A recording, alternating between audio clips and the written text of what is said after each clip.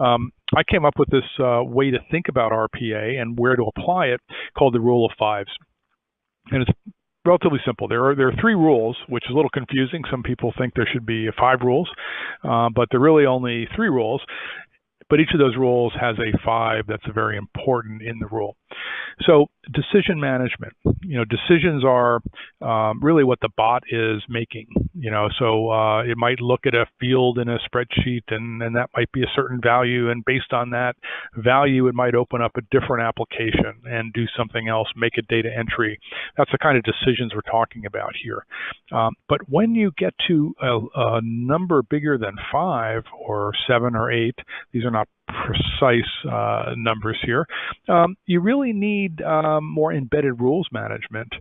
In other words, the bots can get very complicated if they're forced to weave their way through many decisions.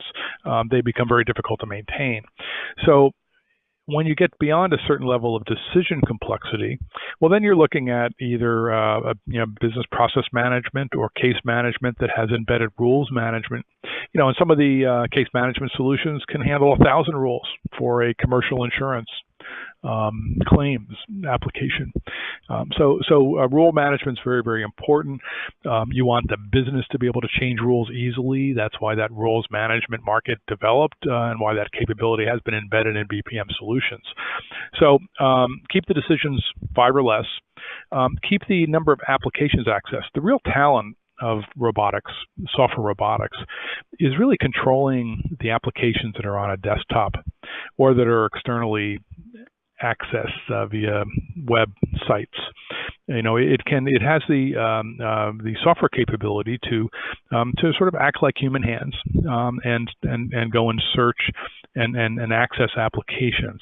That's the real talent of it. It's often called the swivel chair technology. So you're replacing that effort that a human would do, switching from one application to another on a desktop, right? But when the applications get beyond 5, well, then you end up spending a lot of time fixing the bots, because all these applications change at some rate. You have an SAP application, you have 87 screens, you have there's going to be an update to those screens, which are going to affect the bot performance and maybe break the bot.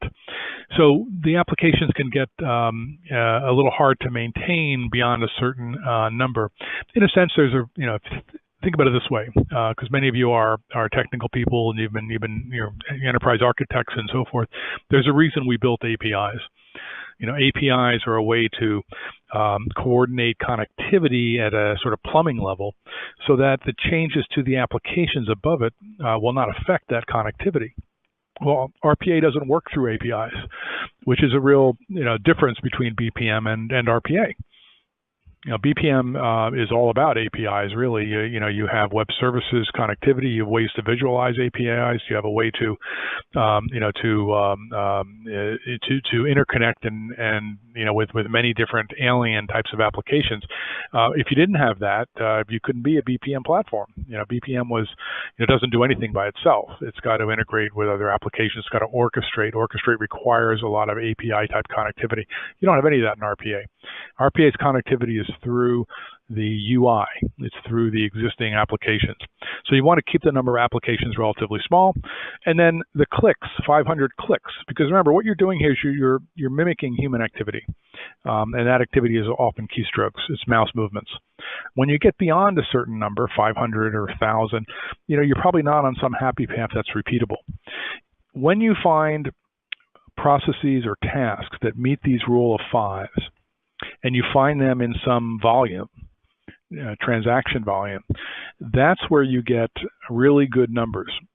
You get really good ROI, because you can take a bot that might cost $15,000 a year in licensing and maintenance costs, and it might replace 2.5 people, 2.5 FTEs.